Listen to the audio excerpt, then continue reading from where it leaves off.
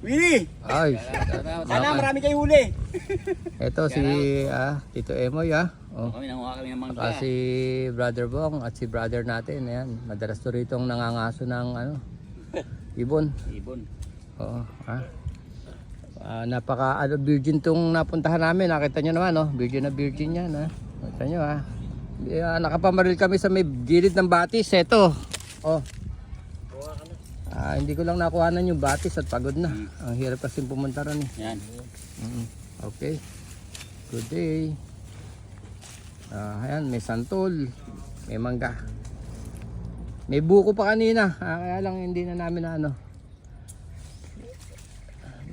nauho kami. Wala ang problema rito. Kung gusto nang inumin, buko. Yan.